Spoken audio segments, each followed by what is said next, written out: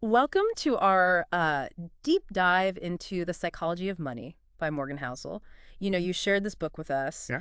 and uh, and we were both kind of captivated by how it dives Oh, into the often irrational ways we hmm think about money. Yeah, It's not your typical finance book, with all those charts and formulas. absolutely. This book is all about understanding those hidden biases and those mental models Right. that can sometimes lead us astray. Yeah, it really makes you question some of those common assumptions we have about money, right? Exactly. Like uh like the idea that financial success is all about being good with numbers. Right. Housel argues that your financial fingerprint is just as important Oh, as your crap. financial literacy. He's Yeah. talking about those personal experiences and all the baggage we bring Yeah. to the table when it comes to money Right. and how that can shape our beliefs about money in really profound ways. Absolutely. And he uses some incredible stories to illustrate this point. Oh, for sure. I was blown away by the contrast between Ronald Read, the janitor who amassed like an $8 million fortune, Right. and then you have Richard Stone, the Harvard-educated millionaire who went bankrupt. It's incredible, isn't it? Yeah. Those stories are so powerful because they challenge those assumptions about what it takes Hmm. to be successful with money. Yeah. You've got a janitor quietly building wealth over decades Right. versus, a high-flying millionaire losing it all. Yeah. And it really shows that financial success Yeah. isn't always about what you know. Right. It's about how you behave. It's a good reminder that we all have our own unique relationship with money, Absolutely. influenced by everything from our childhood experiences to, the economic climate we grew up in. Right. House Lael even talks about research showing that people who lived through periods of high inflation, like those born in the 1960s, Yeah. are less likely to invest in stocks, even decades later. It's fascinating how those early experiences can have such a lasting impact, isn't it? Yeah, it's almost like a financial trauma Right. that shapes our decisions Yeah, for years to come. for sure. Speaking of seemingly irrational decisions, Yeah. one of the things I found most intriguing was Housel's take on why people, especially those with lower incomes, are drawn to things like lottery tickets. Yes. It's tempting to just label those choices as irrational Nay. or irresponsible, but Housel encourages us to dig a little bit deeper. Yeah. He argues that for some, the lottery represents, a glimmer of hope Right. in a world where opportunities seem limited. Yeah, it's not just about the potential financial reward. It's Right. about the emotional appeal of dreaming of a better life, Exactly. even if those dreams are statistically unlikely to come true. Exactly. And this idea ties into Housel's concept of enough. Hmm. He challenges the notion that we're all entitled to a comfortable retirement Right. or a college education. Yeah. These expectations are relatively new. Yeah. They haven't always been a given throughout history. That's a really thought-provoking point. It is. It's easy to get caught up in what we should have, but maybe it's more helpful to focus on what truly matters to us Yeah, and define enough on our own terms. I agree. This book really made me question those societal expectations around money. It did for me too. Yeah. And it makes you wonder if we're chasing goals that don't actually align Right. with what makes us happy. Yeah, absolutely. Speaking of chasing things, Housel then dives into the power of compounding, Okay. which he calls, the secret sauce of investing. Right. And the key ingredient in that sauce, he argues, is time. Time. Yeah. He uses Warren Buffett as an example, Okay. showing that his massive wealth isn't solely due to, genius stock picks, Yeah. but also due to decades of staying invested. Decades. Wow. Housel even asks, what if Buffett had started investing later in life? Interesting. And the answer is shocking. Even with the same impressive returns, Wow. his wealth would be significantly lower. Interesting. It really highlights how starting early can sometimes be more important Yeah. than trying to time the market perfectly. That's actually a really empowering insight. It is. It suggests that you don't have to be a financial wizard to build wealth. Right. Consistency and patience can be just as valuable. Absolutely. But he also cautions against being overconfident, right? Absolutely. He emphasizes the need for a margin of safety. Yes. And he uses this really quirky analogy Okay. about German tanks in World War II Okay. being disabled by mice. Mice. Yeah. What do mice have to do with financial planning? Well, apparently mice chewed through the tank's wiring. What? Yeah, causing major damage. And Housel's point is that you need to be prepared for the unexpected, Right. not just the risks that you anticipate, Yeah. but those, wild cards that can come out of nowhere, Right. like those mice. Yeah. So it's like having a financial cushion to protect you from those unexpected bumps in the road. Exactly. I mean, if mice can take down a tank, Right. who knows what could happen to our portfolios? Exactly. So having that margin of safety, whether it's an emergency fund, Right. a diversified portfolio, or even just living below your means, Yeah, can really help you weather those financial storms, for sure. for Yeah. sure. Now, here's where things get really interesting. Okay. Housel argues against striving for perfect rationality Okay. in our financial decisions. Wait, so he's saying it's okay to let emotions play a role. Yeah, in a way. That's a bit counterintuitive, isn't it? It might seem that way at first, Yeah. but he makes a compelling case. Okay. He uses the analogy of a fever. Okay. We often see fevers as something bad, Right. something to be suppressed, right? Yeah. But, they're actually a natural defense mechanism, Right. a sign that your body is fighting off infection. Right. So you're saying that just like fevers, some seemingly irrational behaviors in finance might actually be beneficial in the long run. Exactly. Ah, interesting. Housel suggests that sometimes being emotionally invested in our investments Okay. can be a good thing. Okay. If you truly believe in a company, Mm-hmm. you're more likely to hold on to its stock during tough times Yeah. and ride out the market's ups and downs. Right. You're not going to panic sell. Exactly. It's about finding that balance between logic and emotion. Right. And on that note, he also warns against relying solely on historical data Yes. to predict the future. He reminds us that the world is constantly changing Right. and past trends don't always hold true. Yeah, for sure. He even quotes Michael Batnick, Okay. who said, "Some lessons have to be experienced before they can be understood." That's a powerful reminder that we can't always rely on the past Right. to guide our financial decisions. Yeah. There will always be surprises and events that defy historical precedent. So how do we prepare for those unexpected twists and turns? Well, Housel suggests that instead of fighting against uncertainty, Right. we need to embrace it. Embrace uncertainty. That sounds a bit scary. It can be, Yeah. but it's also liberating. Okay. It's about recognizing that we can't control everything, Yeah. and building flexibility and adaptability into our financial plans. Right. So having that margin of safety, Exactly. being prepared for whatever comes our way. Yeah, for sure. So we've talked about embracing uncertainty, but I feel like as humans, we're naturally drawn to certainty, Yeah, even when it comes in the form of pessimism. that's true. Housel really explores this tendency in the book, Mhm. pointing out how pessimism often seems more credible Yeah. than optimism, Yeah. particularly, when discussing financial matters. It's almost like we find comfort in those doom and gloom predictions. Right. Yeah, even when history suggests that Yeah. things usually work out in the long run. He gives this incredible example of Yeah. that front page article in the Wall Street Journal from 2008 Oh, yeah. that, boldly predicted the collapse of the United States. Wow. And while it turned out to be dramatically wrong, Yeah. it demonstrates how seductive those pessimistic narratives can be. Right. They tap into our fears, Yeah. making them feel more realistic, Yeah. even if the evidence might suggest otherwise. Yeah, it's like we're hardwired to pay more attention to threats than to opportunities. Exactly. But as Housel points out, this can lead us to make overly cautious decisions that might actually hurt our long-term financial well-being. Right, it's a delicate balance. Right. We need to acknowledge those risks Yeah. without letting them paralyze us. For sure. He reminds us that things that have never happened before happen all the time. So it's not about ignoring potential risks. Right. It's about viewing them through a balanced lens, recognizing that progress often involves setbacks along the way. Exactly. And this leads us to his analysis of the 2008 financial crisis. Yes.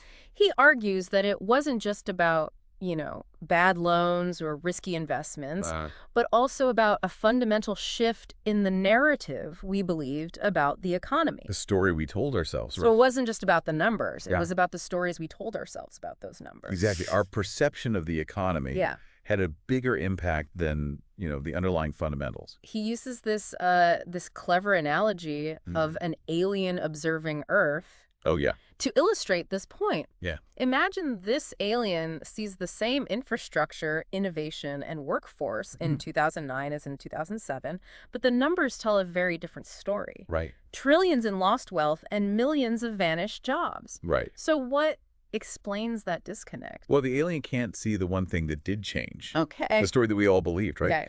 In 2007, we had this, unwavering faith in the housing market, Yeah. the banking system, the overall economy. By 2009, that faith had just evaporated. Yeah. It was replaced by fear and uncertainty. Wow, so the crisis was in some ways a self-fulfilling prophecy. That's what Housel suggests, Wow. highlighting, the power of narratives, Right. especially in finance. It's a sobering thought that our perceptions and beliefs can shape economic outcomes. It really is. Makes you wonder if we're all just playing a part in a larger story Yeah. that we don't fully understand. And that brings us to one of the most powerful themes in the book, Okay. the concept of enough. Okay. Housel encourages readers to really, Yeah. Yeah. define what financial sufficiency means to them, Right. recognizing that, constantly chasing more can lead to unhappiness. I love this idea. It is a good one. It's about finding that sweet spot Yeah. between ambition and contentment. Yeah. He tells that great story of Derek Sivers, Oh, yeah. who, achieved financial freedom. Yeah. Not when he sold his company, but years earlier when he saved enough to quit his job Right. and pursue his passions. It's a great example of how enough isn't tied to, a specific dollar amount, Right.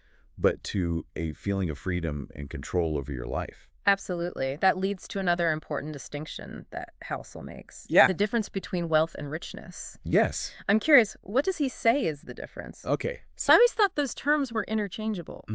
He defines wealth as what you don't spend. Okay.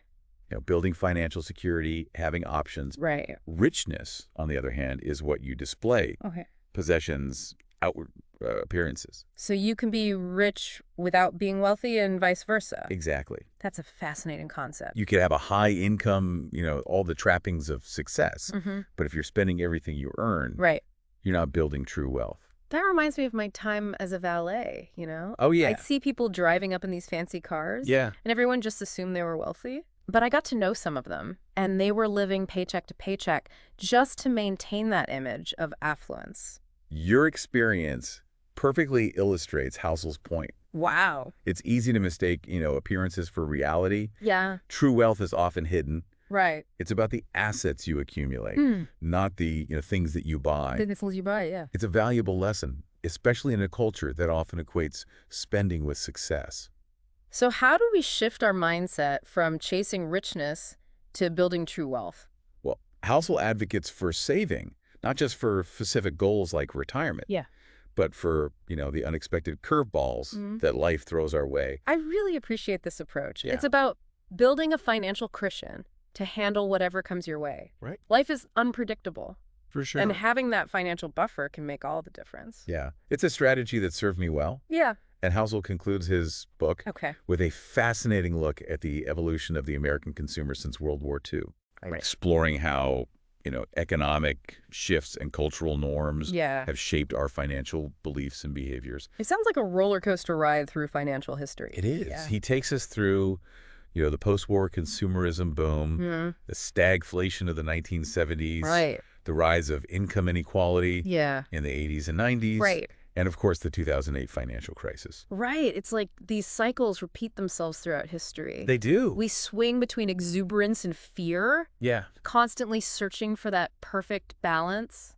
He points out how the post-World War II era was marked by this surge in consumer spending, Okay. fueled by, new technologies and easy credit. Right. There was this sense of optimism and financial security during that time, Right. a time of unprecedented economic growth. But then came the 1970s with stagflation and economic uncertainty, Yeah. which challenged those deeply held beliefs. Right. It was a reminder that economic growth isn't always linear Right. and that unexpected events can disrupt Yeah. even the most carefully laid financial plans. It seems like a reminder that we need to be prepared We do. for those economic curveballs. Yes. But then in the 80s and 90s, we saw this surge in income inequality. Yeah. It created this widening gap between the haves and have-nots. Housel argues that this contributed to, Yeah. a sense of frustration and resentment Right. that continues to this day. It's like the American dream started to feel out of reach for many. Exactly. Yeah. And that sense of disillusionment combined with, easy access to credit Yeah. really fueled this, keeping up with the Joneses mentality where Right. people stretched their finances Yeah. to maintain a lifestyle they couldn't afford. That sounds like a recipe for financial disaster. It is. And it all came to a head with the 2008 financial crisis. Exactly. Right. The crisis exposed the fragility of our debt-fueled consumerism. Yeah. It's a cautionary tale about, Yeah. the dangers of living beyond our means Hmm. and the importance of financial prudence. But amidst all these cycles of, boom and bust, Yeah. Housel offers a message of hope. He believes that by understanding our psychological biases Yeah. and the narratives that shape our decisions, we can make better financial choices.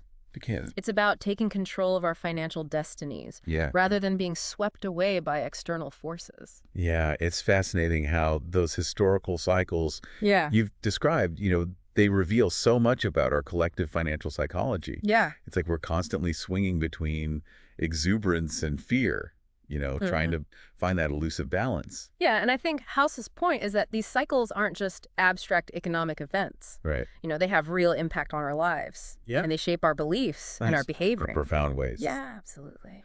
So how do we break free from these patterns? Can we learn to make more rational decisions, Well, even in the face of economic uncertainty? Housel believes we can. okay. He argues that the key is understanding the psychology of money Right.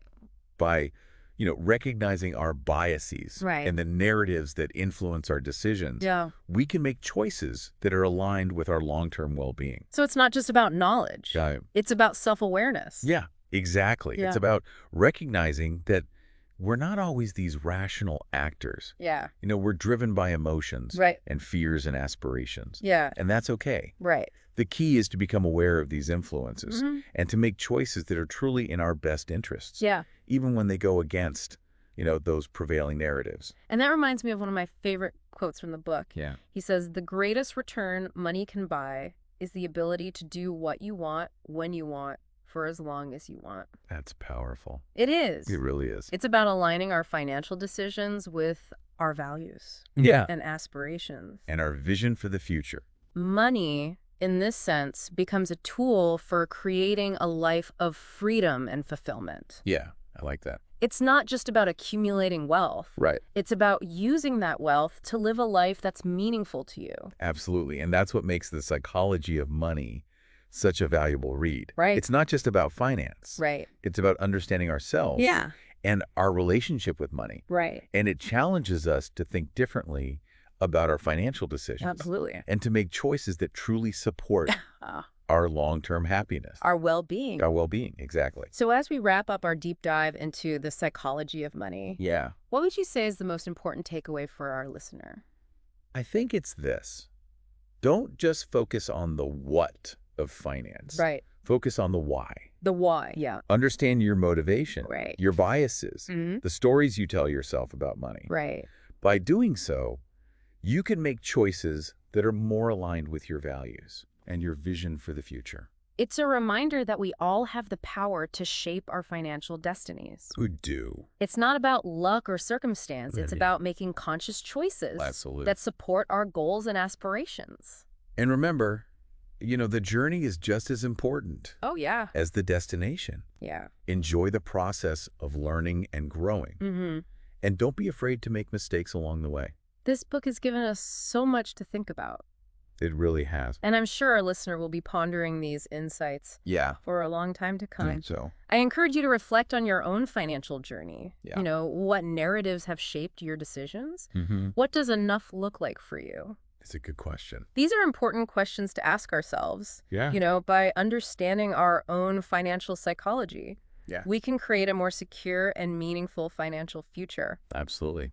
Thank you for joining us on this deep dive into the psychology of money. It's been a pleasure exploring these ideas with you, Absolutely. and we hope you found it valuable. Yeah, we'll see you next time. Yeah, see you later.